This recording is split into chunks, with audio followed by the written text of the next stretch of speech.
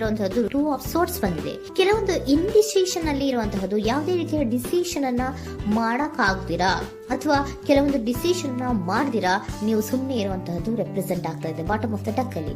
ನಿಮ್ಮ love life ನ ವಿಚಾರದಲ್ಲಿ ರೀಸೆಂಟ್ ಪಾಸ್ಟ್ ನಲ್ಲಿ ಕೆಲವೊಂದು ರೀತಿಯ ಎಂಡಿಂಗ್ ಗಳಾಗಿರುವಂತಹದ್ದು, ಲವ್ ಲೈಫ್ ನ ವಿಚಾರದಲ್ಲಿ ಕೆಲವೊಂದು ರೀತಿಯ ಡಿಸ್ಟರ್ಬೆನ್ಸ್ ಗಳಾಗಿರುವಂತಹದ್ದು, ಅವ್ಯವಸ್ಥೆಗಳಾಗಿರುವಂತಹದ್ದು, ಸಮಾಧಾನ ಇಲ್ಲದೆ ಇರುವಂತಹದ್ದು ರೆಪ್ರೆಸೆಂಟ್ ಆಗ್ತಾ ಇದೆ. ಯಾಕೆ ಅಂದ್ರೆ ಲವ್ ಲೈಫ್ ನ ವಿಚಾರದಲ್ಲಿ ಯಾವುದೇ ರೀತಿಯ ಪಾಸಿಟಿವ್ ಬದಲಾವಣೆಗಳು ಆಗುತ್ತಾ ಅನ್ನುವಂತಹದ್ದು ನೀವು ಪಾಸ್ಟ್ ನಲ್ಲಿ ನೀವು ನಿಮ್ಮ ಲವ್ ಲೈಫ್ ನಲ್ಲಿ ನೀವು ಆಲೋಚನೆಯನ್ನ ಮಾಡಿದ್ದೀರಿ, ಕೆಲವೊಂದು ಬದಲಾವಣೆಗಳಾಗುವಂತ ಸಾಧ್ಯತೆಗಳು ಇದೆಯಾ ಅಂತ. ಆದ್ರೆ ಎಂಡಿಂಗ್ ಗಳಾಗಿರುವಂತಹದ್ದು ಯಾವುದೇ ರೀತಿಯ ಸರಿ ಹೋಗ್ತಿಲ್ದೇ ಇರುವಂತಹದ್ದು ರೆಪ್ರೆಸೆಂಟ್ ಆಗ್ತಾ ಇದೆ. ತುಂಬಾ ಆಲೋಚನೆಯನ್ನ ಮಾಡಿರುವಂತಹದ್ದು ನಿಮ್ಮ ಲವ್ ಲೈಫಿನ ವಿಚಾರವಾಗಿ ನಿದ್ರಾಹೀನತೆಗಳಾಗಿದೆ. ಕೆಲವೊಂದು ರೀತಿಯ ಸ್ಟ್ರೆಸ್ಸಿಗೆ ಒಳಗಾಗಿರುವಂತಹದ್ದು ನಿಮ್ಮ ರೀಸೆಂಟ್ ಪಾಸ್ಟಿನಲ್ಲಿ ನಡೆದಿರುವಂತಹದ್ದು. ಲವ್ ಲೈಫಿನ ವಿಚಾರವಾಗಿ ಯಾವುದೇ ರೀತಿಯ ಅಂತ ಸಮಾಧಾನದ ಏನು ನಿಮ್ಗೆ ನಡೆದಿಲ್ಲ. ಆ ಕಾರಣಕ್ಕೆ ನಿಮ್ಗೆ ಕೆಲವೊಂದು ವಿಚಾರಗಳನ್ನ ಡಿಸಿಷನ್ ತಗೊಳ್ಳುವಂತಹದ್ದು, ಡಿಸೈಡ್ ಅನ್ನ ಮಾಡುವಂತಹದ್ದು ನಿಮ್ಗೆ ಕಷ್ಟ ಆಗ್ತಾ ಇರೋದು. ನೀವು ಪ್ರೆಸೆಂಟ್ ಸಿಚುವೇಶನ್ ಅಲ್ಲಿ ಬರುವಂತಹ ಆಫರ್ಗಳನ್ನ ನೀವು ಏನ್ ಮಾಡ್ತಾ ಇದ್ದೀರಾ ಅಂದ್ರೆ ರಿಜೆಕ್ಟ್ ಮಾಡ್ತಾ ಇದ್ದೀರಾ ಅಥವಾ ಮಿಸ್ ಮಾಡ್ಕೋತಾ ಇದ್ದೀರಾ. ಕೆಲವೊಂದು ಆಪರ್ಚುನಿಟೀಸ್ ಗಳು ಬಂದ್ರೂ ಕೂಡ ಅದರ ಬಗ್ಗೆ ನೀವು ಕರೆಕ್ಟ್ ಆಗಿ ಗಮನವನ್ನ ಕೊಡ್ತಾ ಇಲ್ಲ. ಯಾಕೆ ಕೊಡ್ತಾ ಇಲ್ಲ? ನಿಮ್ಗೆ ಗೊತ್ತಾಗ್ತಿಲ್ಲ ಏನ್ ಮಾಡ್ಬೇಕು. ಅದಕ್ಕೋಸ್ಕರ ನೀವ್ ಏನ್ ಮಾಡ್ತಿದ್ದೀರಾ, ಎಂಡಿಂಗ್ ಆದಂತಹ ಆಫರ್ಗಳಿರ್ಬೋದು ಅಥವಾ ಬೇರೆ ಯಾವುದೇ ಆಫರ್ಗಳಿರ್ಬೋದು ಬಂದ್ರೆ ಅದನ್ನ ನೀವು ಗಮನನೇ ಕೊಡದೇ ಇರುವಂತಹದ್ದು. ಯಾವುದೋ ಕೆಲವು ವಿಚಾರ ನಿಮ್ಮ ಲವ್ ಲೈಫ್ ನ ವಿಚಾರವಾಗಿ ಕೆಲವೊಂದು ರೀತಿಯ ಮತ್ತಷ್ಟು ಅಂದ್ರೆ ರಿವ್ಯಾಲ್ಯೂಯೇಷನ್ ಅನ್ನ ಮಾಡ್ತಾ ಇರುವಂತಹದ್ದು ರೆಪ್ರೆಸೆಂಟ್ ಆಗ್ತದೆ. ಪ್ರೆಸೆಂಟ್ ಅಲ್ಲಿ ನಾನು ಯಾವುದೇ ಆಫರ್ ಅನ್ನ ತಗೊಳ್ಳುವಂತ ಸ್ಥಿತಿಯಲ್ಲಿ ಇಲ್ಲ ಅನ್ನುವಂತ ರೀತಿಯಲ್ಲಿ ನೀವು ಆಫರ್ಗಳನ್ನ ಮಿಸ್ ಮಾಡ್ಕೊಳ್ಳುವಂತಹದ್ದು ಅಥವಾ ರಿಜೆಕ್ಟ್ ಮಾಡುವಂತಹದ್ದು ರೆಪ್ರೆಸೆಂಟ್ ಆಗ್ತಾ ಇದೆ. ನೆಕ್ಸ್ಟ್ ಕಾರ್ಡ್ ಬಂದಿರುವಂತಹದ್ದೇನು, ಪ್ರೆಸೆಂಟ್ ನಲ್ಲಿ ಪೇಜ್ ಆಫ್ ಸೋರ್ಟ್ಸ್ ಬಂದಿದೆ. ಯಾವುದೋ ಒಂದು ನಿಮ್ಮ ಲವ್ ಲೈಫ್ ನ ವಿಚಾರವಾಗಿ ಬಹಳಷ್ಟು ಕ್ಯೂರಿಯಾಸಿಟಿಯಿಂದ ಏನೋ ವಿಚಾರವನ್ನ ತಿಳ್ಕೊತಾ ಇದ್ದೀರಾ, ಬಹಳಷ್ಟು ಕ್ಯೂರಿಯಾಸಿಟಿಯಿಂದ ತಿಳ್ಕೊತಾ ಇದ್ದೀರಾ ಏನಾಗ್ತಾ ಇದೆ, ಹೇಗಾಗ್ತಾ ಇದೆ ಅಂತ. ತುಂಬಾನೇ ನೀವು ಕೆಲವೊಬ್ರು ಲವ್ ಲೈಫ್ ನ ವಿಚಾರದಲ್ಲಿ ತುಂಬಾನೇ ಮಾತು ಕೂಡ ಆಡ್ತಾ ಇರುವಂತಹದ್ದು ರೆಪ್ರೆಸೆಂಟ್ ಆಗ್ತಾ ಇದೆ.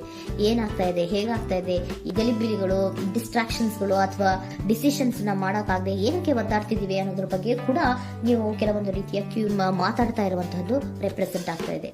ಯಾವಾಗ ಕೆಲವೊಂದು ವಿಚಾರಗಳಲ್ಲಿ ನೀವು ಮಾತಾಡಿ ಕ್ಲಿಯರ್ ಅನ್ನ ಮಾಡ್ಕೊಂತೀರೋ ಆಗ ನೀವು ಕೆಲವೊಂದು ರೀತಿಯ ಆಕ್ಷನ್ಸ್ ಗಳನ್ನ ತಗೋಬೇಕು ಅನ್ನೋಂಥ ನಿರ್ಧಾರವನ್ನ ಮಾಡಿರುವಂತದ್ದು. ಆಫರ್ಗಳು ಬಂದ್ರೂ ಕೂಡ ರೆಫ್ಯೂಸ್ ಮಾಡ್ತೀರಾ. ಆದ್ರೆ ಏನೀಗ ಹಿಂದೆ ಪಾಸ್ಟ್ ನಲ್ಲಿ ನಡೆದಿತ್ತೋ ಅದು ಯಾಕಾಯ್ತು, ಏನಕ್ಕಂಗಾಯ್ತು ಅನ್ನೋದ್ರ ಬಗ್ಗೆ ಕೂಡ ನೀವು ಮಾತಾಡುವಂತ ಸಾಧ್ಯತೆಗಳು ರೆಪ್ರೆಸೆಂಟ್ ಆಗ್ತಾ ಇದೆ ಅಟ್ ಪ್ರೆಸೆಂಟಿನಲ್ಲಿ. ಆಮೇಲೆ ನೀವು ಮಾತಾಡಿದ್ಮೇಲೆ ಕೆಲವೊಂದು ರೀತಿಯ ನಿರ್ಧಾರಗಳನ್ನ ಮಾಡುವಂತಹದ್ದು. ನೈಟ್ ಆಫ್ ವ್ಯಾಂಡ್ಸ್ ಬಂದಿದೆ. ಸೊ ಆವಾಗ ನೀವು ನಿಮ್ಮ ಕೆಲವೊಂದು ವಿಚಾರಗಳಲ್ಲಿ ಕ್ಲಾರಿಟಿಗೆ ಬಂದ್ಮೇಲೆ ನಿಮ್ಮ ಲವ್ ಲೈಫಿನ ವಿಚಾರದಲ್ಲಿ ಕೆಲವೊಂದು ಆಕ್ಷನ್ ಗಳನ್ನ ತಗೊಳ್ಳುವಂತಹದ್ದು ರೆಪ್ರೆಸೆಂಟ್ ಆಗ್ತಾ ಇದೆ. ಹಾಗೆ ಏನ್ ಆಕ್ಷನ್ಸ್ ಗಳನ್ನ ತಗೋತೀರಾ? ಈಗ ಕೆಲವೊಂದು ರೀತಿಯ ಆಫರ್ಗಳನ್ನ ನೀವು ಬಂದಂತಹ ಆಫರ್ಗಳನ್ನ ನೀವು ಏನ್ ಮಾಡಿದ್ದೀರಾ, ರೆಫ್ಯೂಸ್ ಅನ್ನ ಅಟ್ ಪ್ರೆಸೆಂಟ್ ಅಲ್ಲಿ ಮಾಡಿದ್ದೀರಾ. ಈಗಲೂ ಕೂಡ ನೀವು ಬಂದಂತಹ ಆಫರ್ ಅನ್ನ ನೀವೇನ್ ಮಾಡ್ತೀರಾ, ರೆಫ್ಯೂಸ್ ಅನ್ನ ಮಾಡ್ತೀರಾ ಅಥವಾ ರಿಜೆಕ್ಟ್ ಅನ್ನ ಮಾಡ್ತೀರಾ. ಯಾಕೆ? ಸೆಕೆಂಡ್ ಕಾರ್ಡ್ ನಿಮ್ಗೆ ಇಮಿಡಿಯೇಟ್ ಫ್ಯೂಚರ್ ನಲ್ಲಿ ಸೆಕೆಂಡ್ ಕಾರ್ಡ್ ಬಂದಿರೋದು ಯಾವುದು, ಹರ್ಮೆಟ್ ಕಾರ್ಡ್ ಬಂದಿದೆ. ಸೊ ಲೋನ್ಲಿನೆಸ್ ಅನ್ನ ರೆಪ್ರೆಸೆಂಟ್ ಮಾಡುತ್ತೆ. ಯಾಕೆ ಲೋನ್ಲಿನೆಸ್ ಅನ್ನ ರೆಪ್ರೆಸೆಂಟ್ ಮಾಡುತ್ತೆ? ಬೇಡಪ್ಪ, ಈ ಜಗ್ಲಿಂಗ್ಗಳೇ ಬೇಡ. ತುಂಬಾ ಜಗ್ಲಿಂಗ್ ಇದೆ ನಿಮ್ಮ ಲವ್ ಲೈಫ್ ನ ವಿಚಾರದಲ್ಲಿ. ಕೆಲವೊಬ್ಬರಿಗೆ ತುಂಬಾ ಜಗ್ಲಿಂಗ್ ಇದೆ. ಯಾವಾಗ್ಲೂ ಬ್ಯಾಲೆನ್ಸ್ ಅನ್ನ ಮಾಡ್ತಾ ಇರ್ಬೇಕು. ಈ ಕಡೆಗೆ ಹೇಳಿದ್ರೆ ಆ ಕಡೆಗೆ ಹೋಗುತ್ತೆ, ಆ ಕಡೆಗೆ ಹೇಳಿದ್ರೆ ಈ ಕಡೆಗೆ ಬರುತ್ತೆ. ಯಾವ ಕಡೆ ಅಂತ ಮಾಡೋದು ಅನ್ನುವಂತಹ ಆಲೋಚನೆಯನ್ನ ಮಾಡ್ತಾ ಇರುವಂತದ್ದು. ಸದ್ಯಕ್ಕೆ ಯಾವುದೇ ಆಫರ್ ಬೇಡ, ಸ್ವಲ್ಪ ಒಂಟಿಯಾಗಿರೋಣ ಅಂತ ನೀವು ಆಲೋಚನೆಯನ್ನ ಮಾಡ್ತಾ ಇರುವಂತದ್ದು ರೆಪ್ರೆಸೆಂಟ್ ಆಗ್ತಾ ಇದೆ.